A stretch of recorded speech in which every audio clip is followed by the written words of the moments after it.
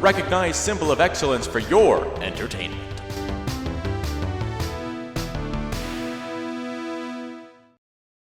Actually, it feels great. I mean, to me, it doesn't feel all that different because I've seen these guys more often without makeup than I have with makeup, so maybe.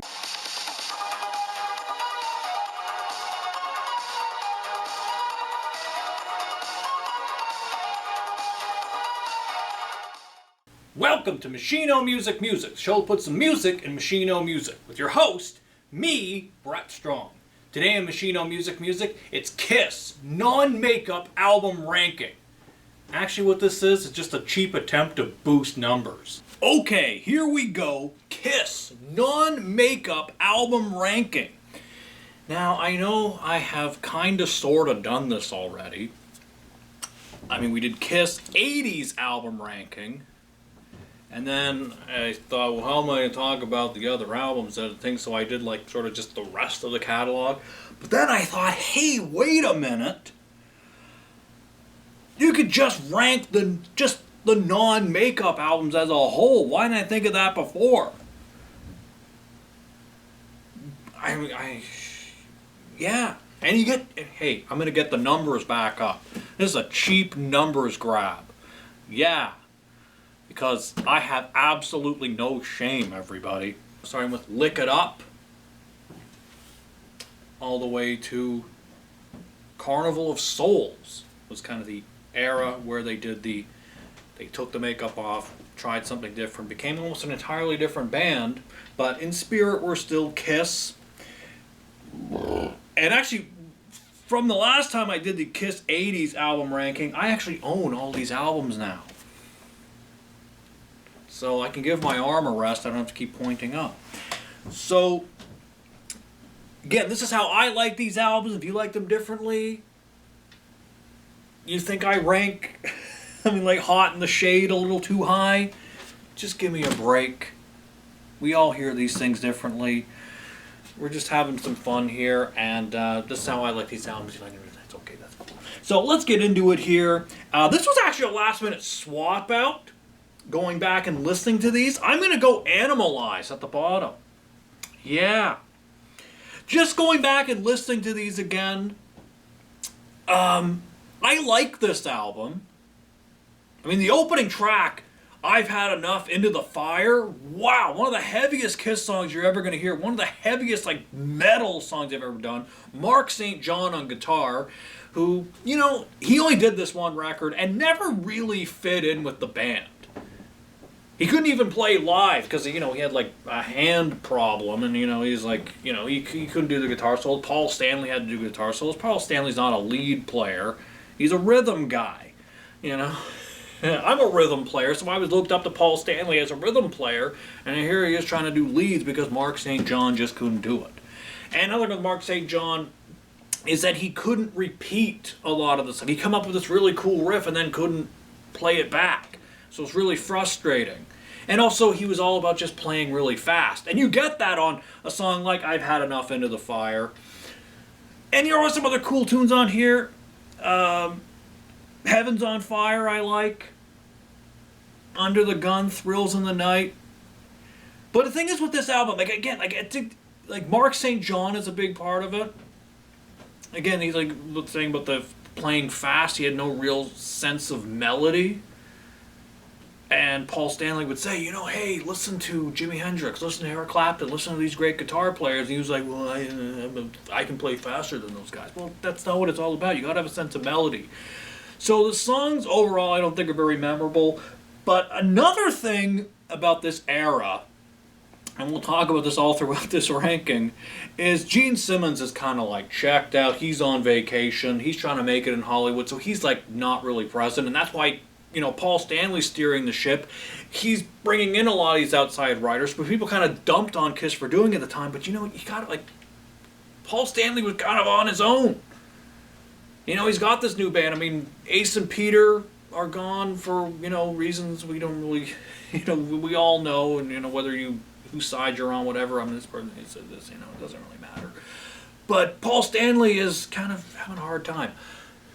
So he's got to bring in these extra writers. But Gene Simmons is really out of it. He wrote some One of the worst songs, and that's why this one kind of puts us in.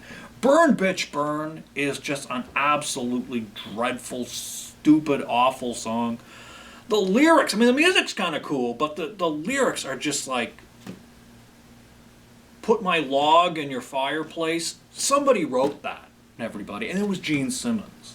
I mean, of all the stupid shut up and blow me songs that Gene Simmons wrote, I almost called him Steve. My brain's turning into oatmeal, everybody. Okay, but of all the stupid songs he's written, Great Expectations you could put up there as just a dumb song that he's written. Burn Bitch Burn is just like, okay, the dumbest, stupidest song. So, I mean, this album has its moments, but I'm putting it at the bottom because, I mean, just listening to some of this again, I mean, like, the Gene songs are just poo-poo in the toilet for the most part. Cool music, though. So that's where ANIMALIZE. I like the album cover. I like the animal prints. That's pretty cool. But I swapped it out with this record. I listened to this one again, and 1997, Carnival of Souls. This was recorded, the final sessions. This was recorded just before they put the makeup back on. I mean, 96 was when they, I think, made the announcement they were going back out onto their first farewell tour, at least of the farewell tour with the original band, Ace and Peter.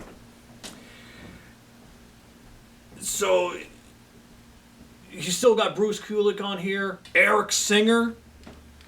He's one of the imposters. Started wearing the Catman makeup, the Peter makeup.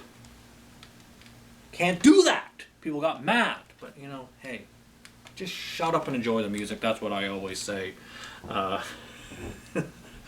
dig Eric Singer as a drummer. But listen to this record again. Like when I did a show talking about the latter half of the catalog, I kind of put this kind of as, like I said, I didn't really like it, but now listening to it again, it's actually pretty cool to hear Kiss do something a little different. It's pretty heavy. I mean, Hate, Rain, Master and Slave, In the Mirror, Jungle, those are heavy tunes. And some good ballads on here. Like, I mean, I kind of dig this album. Listening to it again, like, it's just definitely like a real heavy Kiss album. They're kind of trying to do the grunge thing, which I guess this came out probably way after grunge. So it's like Kiss doing Alice in Chains, who I always thought were more of a metal band anyway. Love Alice in Chains. So I guess if you're going to sound like any sort of grunge band, why not Alice in Chains? I think their music kind of holds up a little bit better as, most of the sort of 90s bands. But yeah, I dig this record. I listened to it again. Yeah. So, Carnival of Souls, final sessions. There you go. All right, next I'm going Crazy Nights. This one is, I mean, it has some really good tunes on it. Crazy, Crazy Nights, the title track. Actually, shout out to my friend Justin Goulet. I know you're watching this, my man. Big Kiss fan, biggest Kiss fan I know. So that's his favorite Kiss song. So it's a fantastic tune. Probably the best song on this album. A couple others I really like. I'll Fight Hell to Hold You. That's a mouthful, especially when you got poo for brains, as I'm starting to get. Hell or High Water. Turn on the Night. Very dated sounding, but I still dig it. Fun tune. Eric Carr, who's probably my favorite rock drummer, doing some pretty cool stuff on this album. Reason to Live, great ballad. And again, this is Paul Stanley steering the ship. I think this album probably would be a little bit better and maybe rank a little higher for me if they had included the song Sword and Stone. Wow. If you've never heard Sword and Stone, I mean, they're only like the Kiss version exists, or the Paul Stanley Moreland version exists only as a demo. The band that eventually did it was a band called Bonfire. Nobody remembers them. And, you know, it's okay, but, the Kiss version, which was supposed to be on this album, because it's from the movie Shocker, a forgotten Wes Craven movie, pretty wild movie. And they had the supergroup on there called the Dudes of Wrath. It was like Paul Stanley, Alice Cooper, Tommy Lee, Rudy Sarzo, I believe, all these like different guys. A lot of really big notables, and they did a few songs for the soundtrack. Very forgotten stuff. But it's really cool. And Paul Stanley wrote a song called Sword and Stone, which was supposed to be on this record. For whatever reason, it didn't make it. The band Bonfire, who nobody remembers, did a version that ended up in the end credits song, and I don't know if they got on one of their albums. I don't follow Bonfire. I don't really know anything about them. But it's a cool tune. But if it was on here, and I think most Kiss fans will agree that that's an absolutely amazing tune. One of the best Kiss songs you've never heard. And it was supposed to be on this record. And had it been on this record, this record could be an all-time classic. But, you know, there's some good tunes on this. It's just, it's very kind of its time, you know. Like, I think it's just very, very 80s. And, you know, Gene Simmons is checked out. All right, next I'm going Hot in the Shade. Yeah, I know. I'm putting it up maybe a little too high. This is kind of the most poo-pooed, I guess, of the non-makeup era of the band. I always really dug this album. Some great tunes on here. I mean, Rise to It's a good opener. I always like that one. Hide Your Heart, great song. A lot of people have covered that tune. Molly Hatchet did a great cover. Bonnie Tyler did a cover. Even Ace Frehley, the original Spaceman, did a cover of that tune. So got around. He dug it. Read My Body, some cool Eric Carr drumming on that. And I said on my 80s Kiss album ranking, I'll say it again here. Reminds me of the Tito Santana entrance music.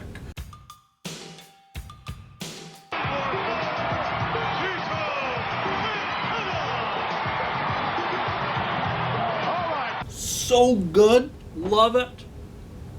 King of Hearts, You Love Me to Hate You, cool riff on that one. And actually, one of my all-time favorite Kiss songs, and I got somebody called me out and did my Kiss top 10 songs. Somebody like, actually a couple people sort of like, you're like the only person who has this as your favorite song. Yeah, Boomerang is one of my favorite Kiss songs.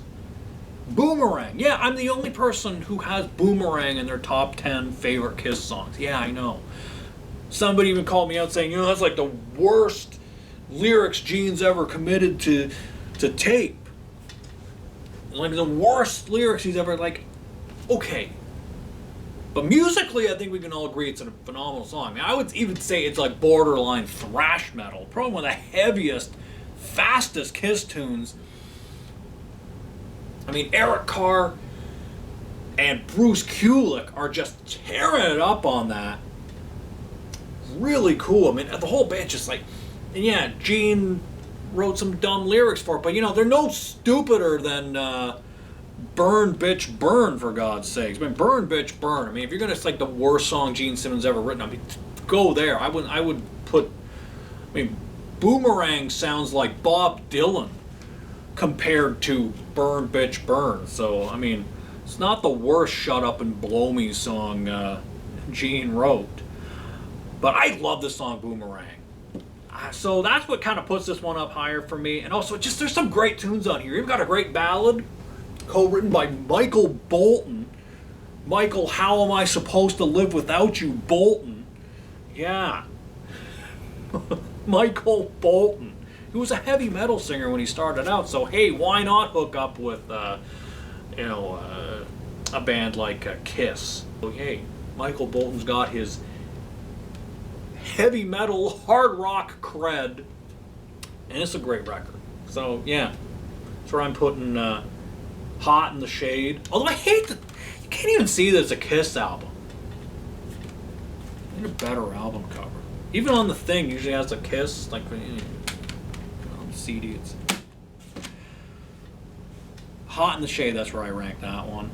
Alright, next I'm going Asylum. This one, it could be a bit... But again, going back and listening to these, revisiting these, once again, I just love listening to these records. I just love talking about Kiss. I could just talk about Kiss on every episode, and then my numbers would be like that. But gotta talk about other things. Fluffs flying all over the place. But there's some great tunes. This is some great Eric Carr drumming. The opening, King of the Mountain, I love that intro. Eric Carr drumming, so good. Any Way You Slice It is great. Who Wants to Be Lonely, one of my favorite Kiss tunes. One of my favorite Kiss tunes of this era. Great song. Love that. Tears Are Falling was another hit. Dig that tune. Secretly Cruel. I'm Alive is really cool. It's just there's a few songs on here that I think are kind of, All Night is a stupid song. That was written by Paul Stanley. I think it'd be like a Gene Simmons kind of dumb song. It's a Paul Stanley, All Night. It's just it's terrible. Instead of, like the sex sound, it's like, like, to hell with this. That's a stupid song. So, I never liked that one. So maybe that's what kind of put this. But, the songs that are great on here, like the ones I mentioned, King of the Mountain, Who Wants to Be Lonely, Tears Are Falling, I'm Alive, Secretly Cruel, Any Way You Slice It. There's some great ones on here, so that's why this one ranks, where it does for me, even though I just rather skip the final track. Even Radar for Love I kind of don't like, but in the latter half it kind of falls off, but still, good record, like Asylum. Alright, we're in the top two, everybody, and I gotta go Lick It Up. You go back and listen to these, but wow. Lick It Up this was the first album without the makeup, trying a new thing, and the only one with Vinnie Vincent. Technically, he was on Creatures of the Night, but they were still promoting Ace being in the band. And also you had other guitar players, session people playing on that one. And you still get a lot of session players on this as well. But this is really the only album with Vinnie Vincent where he's actually promoted as being in the band. So this was the official, not the official, but the first non-makeup group that we saw. But people were kind of like, well, who the hell are the other two guys? Vinnie Vincent, lead guitarist and co-writer of many of the songs on the current Kiss album. Eric Carr, drummer, has been with the band since 1979. And Kiss is, by the way, the very first band that Eric has ever been with. Could you imagine it was Ace and Peter taking the makeup off, still being in the band? That's an alternate universe we almost got. But, yeah, there you go. We saw them without makeup, out of Kiss, doing their own thing.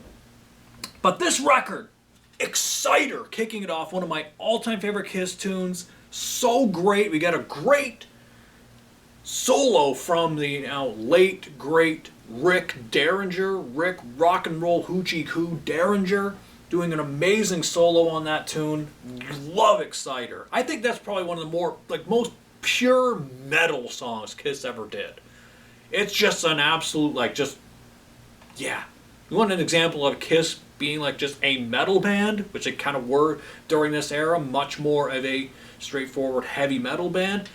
Exciter is a song yeah. This is a different kind of Kiss. They definitely paved the way for what would become heavy metal's look and some of their sound. But they kind of went on a song like Exciter, that's a heavy metal tune, classic. Not for the Innocent's good. Of course, the title track, Lick It Up. First video we got, seeing the guys out of makeup. All Hell's Breaking Loose. Great riff on that. Horrible music video, but I absolutely love that song.